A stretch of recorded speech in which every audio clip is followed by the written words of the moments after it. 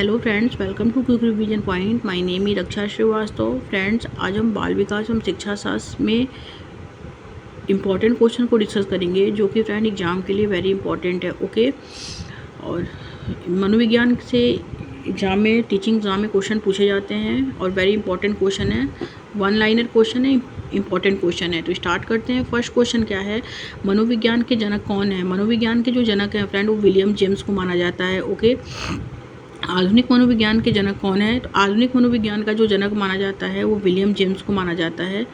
प्रकारवाद संप्रदाय के जनक कौन है? तो प्रकारवाद संप्रदाय का जो जनक है वो विलियम जेम्स को माना जाता है। आत्म संप्रदाय की अवधारणा किसकी है? तो आत्म संप्रदाय की अवधारणा जो है वो विलियम जेम्स की है। ओके, शिक्षा मनोविज्ञान के जनक कौन है? तो शिक्षा मनोविज्ञान के जो जनक हैं वो थॉर्नडाइक हैं। प्रयास एवं त्रुटि के सिद्धांत के जनक कौन है? तो प्रयास एवं त्रुटि के सिद्धांत के जनक भी थॉर्नडाइक हैं। और फिर प्रयत्न एवं भूल का सिद्धांत के जनक कौन है? तो प्रयत्न एवं भूल के सिद्धांत के जनक जो हैं वो थॉर्नडाइक हैं। संयोजनवाद का सिद्धांत के जनक कौन है? तो संयोजनवाद के सिद्धांत के जनक जो हैं वो थॉर्नडाइक हैं। उद्दीपन अनुक्रिया के सिद्धांत के जनक कौन है? तो उद्दीपन अनुक्रिया सिद्धांत के जनक जो हैं वो थॉर्नडाइक हैं। और एसआर थ्योरी के जन्मदाता कौन है? तो एसआर थ्योरी के जो जन्मदाता हैं वो है थॉर्नडाइक। ओके, फिर अधिगम का बंध सिद्धांत किसका है? तो अधिगम का बंध सिद्धांत भी जो है वो थॉर्नडाइक का है।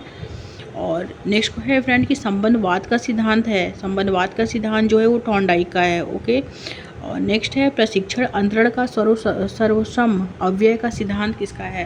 तो प्रशिक्षण अंतरण का सर्वश्रम अव्यय का सिद्धांत जो है वो भी थॉर्नडाइक का है। बहुखंड बुद्धि का सिद्धांत किसने दिया था? तो बहुखंड बुद्धि का सिद्धांत जो दिया था वो थॉर्नडाइक ने दिया था। ओके, आगे देखते हैं। नेक्स्ट क्वेश्चन क्या है?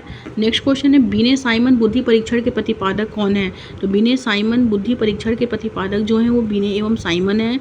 और नेक्स्ट है कि बुद्धि परीक्षणों के जन्मदाता कौन है? तो वो बिने हैं। बुद्धि परीक्षण के जन्मदाता जो हैं वो बिने हैं।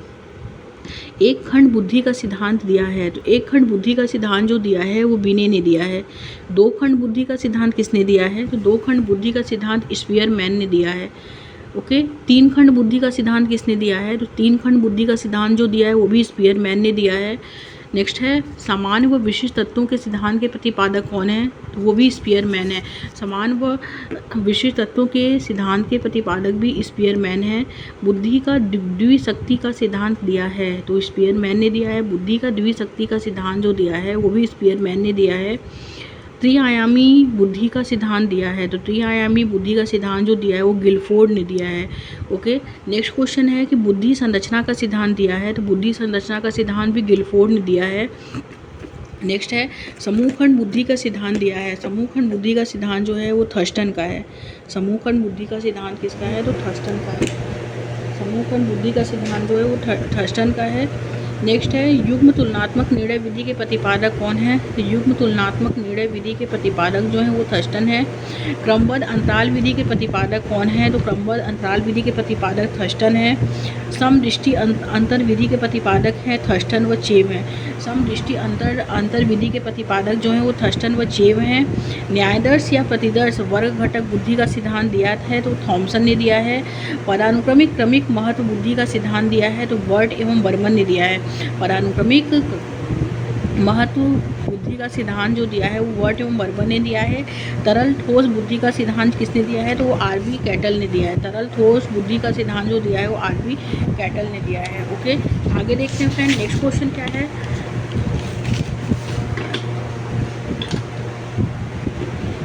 नेक्स्ट क्वेश्चन फ्रेंड, सामाजिक अधिगम सिद्धांत के प्रतिपादक कौन है?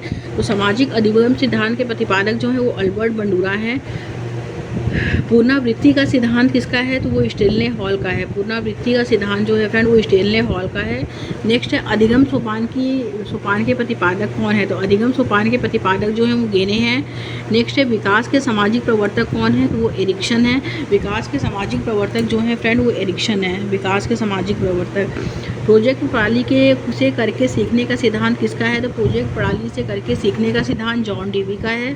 अधिगम मनोविज्ञान का जनक किसका है? तो अधिगम मनोविज्ञान का जनक एबिग हॉक्स का है। और अधिगम अवस्थाओं के प्रतिपादक कौन है? तो अधिगम अवस्था के प्रतिपादक जो है वो जेरोम ब्रूनर हैं। संरचनात्मक अधिगम का सिद्धांत किसका है? तो वो जेरोम ब्रूनर का है। संरचनात्मक अधिगम का सिद्धांत जो है वो जेरोम ब्रूनर का है। सामान्यीकरण का सिद्धांत किसका है? तो C.H. जड का है। सामान्यीकरण का सिद्धांत जो है वो C.H. जड का है।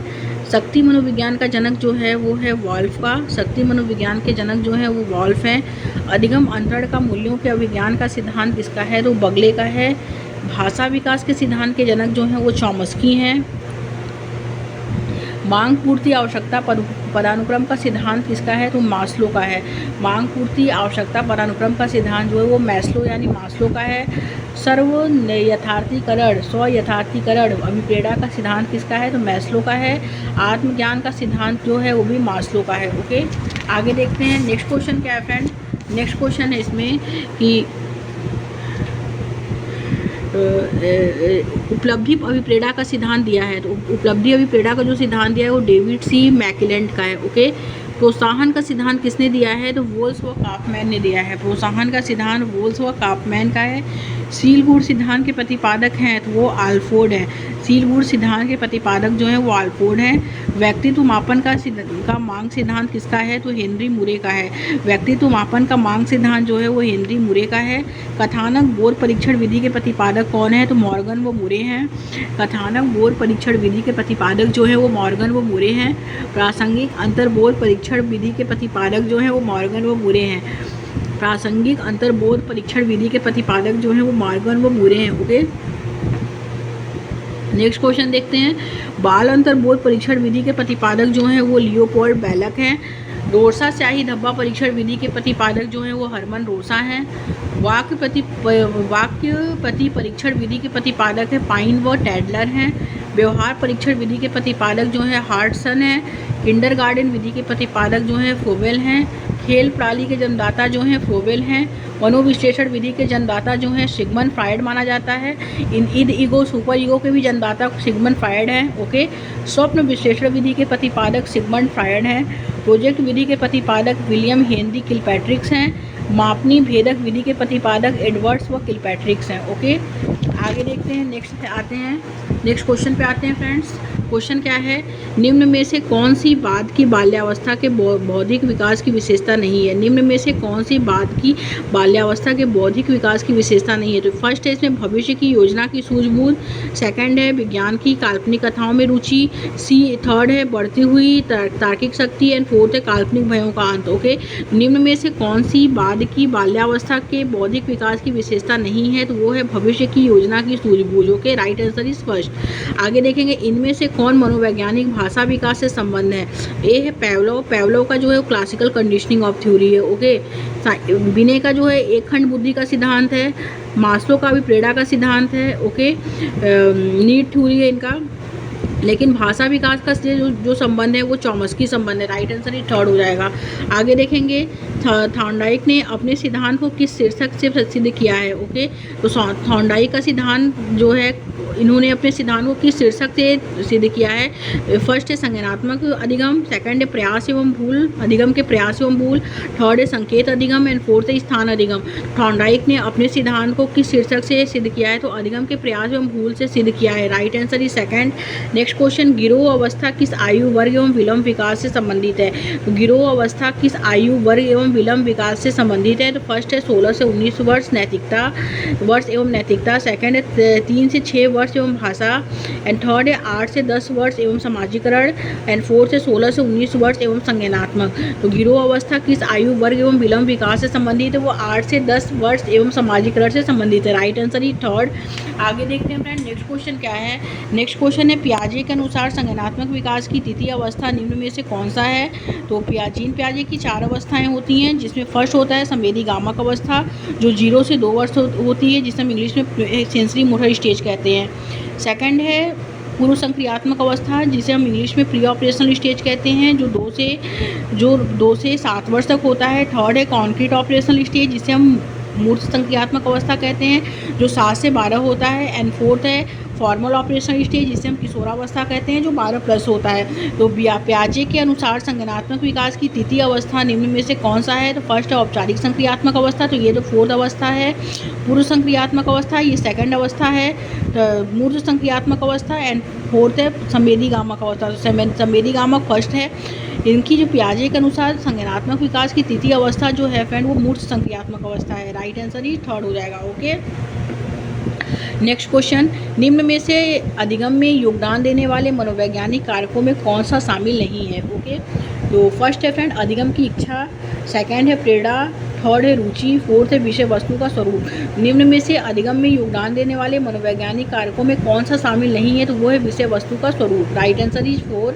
नेक्स्ट क्वेश्चन, निम्न में से सामाजिक मूल्य कौन सा है? तो ए है फर्स्ट है सहायता परक व्यवहार, सेकंड है प्राथमिक लक्ष्य, थर्ड है मूल प्रवृत्ति, फोर्थ है आक्रामकता की आवश्यकता। तो निम्न में से सामाजिक मूल्य कौन सा है? तो वो है प्राथमिक मूल्य, प्राथमिक लक्ष्य। राइट आंसर ही सेकंड हो जाएगा।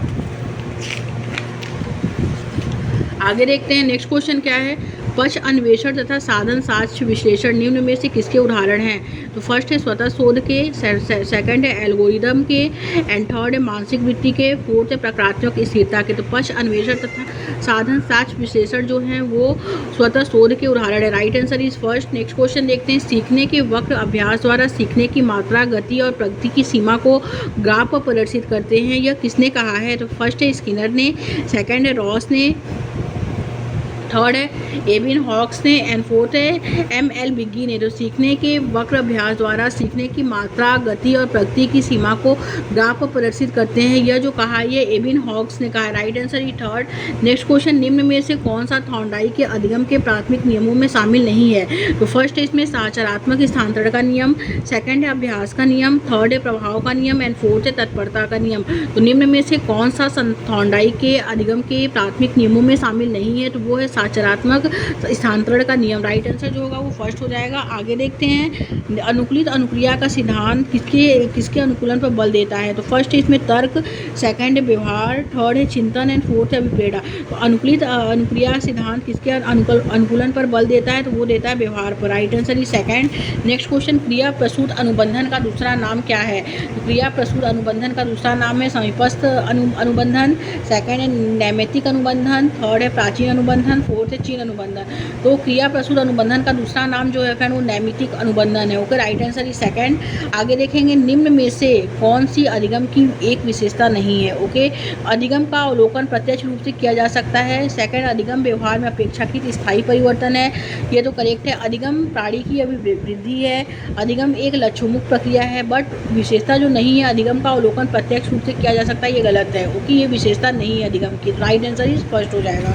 आगे देखते हैं नेक्स्ट क्वेश्चन क्या है, कोहलर यह सिद्ध करना चाहता था कि सीखना क्या है? सीखना यह एक ऐसी स्थिति है जिसमें व्यक्ति पशु से श्रेष्ठ है, सेकंड है स्वायत्त यादृच्छिक क्रिया है, थर्ड है संज्ञानात्मक संकार्य है, एंड फोर्थ है परिस्थिति के विभिन्न अंगों का प्रत्यक्षीकरण है।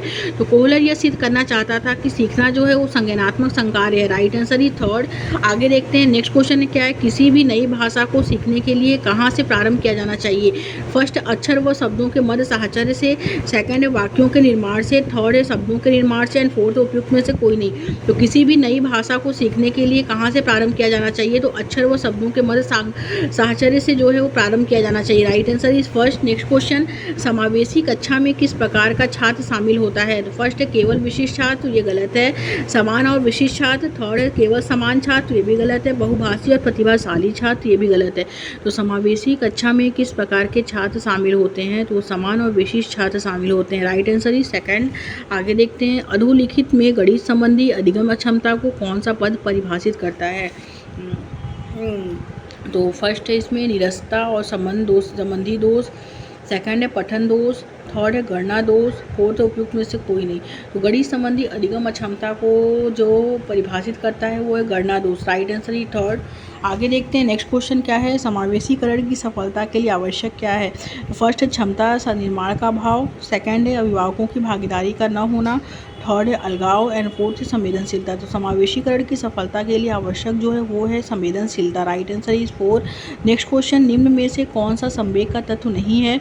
तो फर्स्ट है व्यवहारात्मक, सेकंड है दैहिक, थर्ड है संज्ञानात्मक, एंड फोर्थ है संवेदी। तो निम्न में से कौन सा संवेग का तत्व नहीं है? तो वो है संवेदी। Right answer is 4। Next question देखते हैं। नेक्स्ट क्वेश्चन क्या है, संज्ञानात्मक क्षेत्र का सही क्रम क्या है? तो पहले है ज्ञान, फिर है अनुप्रयोग, फिर है अवबोध, फिर है विश्लेषण, फिर है संश्लेषण, फिर है मूल्यांकन। ओके, एंड सेकंड है मूल्यांकन, फिर अनुप्रयोग, फिर विश्लेषण, फिर संश्लेषण, फिर अवबोध, फिर ज्ञान।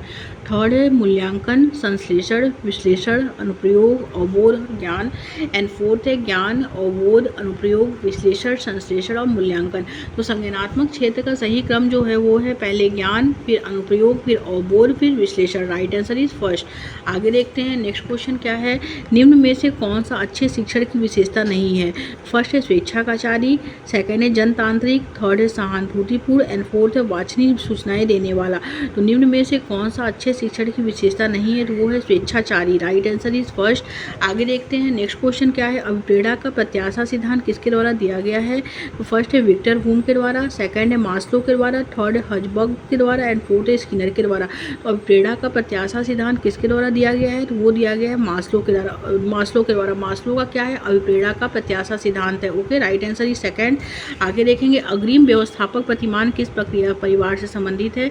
फर्स्ट है व्यक्तिक, सेकंड है सामाजिक अंतःक्रिया, थर्ड है सूचना प्रक्रियाकरण एंड फोर्थ है व्यवहार परिमार्जन। तो अग्रिम व्यवस्थापक प्रतिमान किस परिवार से संबंधित है, तो वो सूचना प्रक्रियाकरण से संबंधित है। Right answer is third. आगे देखते हैं कौशलों के स्थानांतरण के लिए कौन सा उपयोगी है। तो फर्स्ट है कौशल अंतरण एक गति है न कि उद्देश्य, रेखीय अभिक्रम एंड थर्ड है साखी अभिक्रम एंड फोर्थ है तैयारी और अर्जन। कौशलों के स्थानांतरण के लिए कौन सा उपयोगी है, तो वो है कौशल अंतरण एक गति है न कि उद्देश्य। ओके, राइट आंसर जो होगा वो फर्स्ट हो जाएगा। Thank you friends.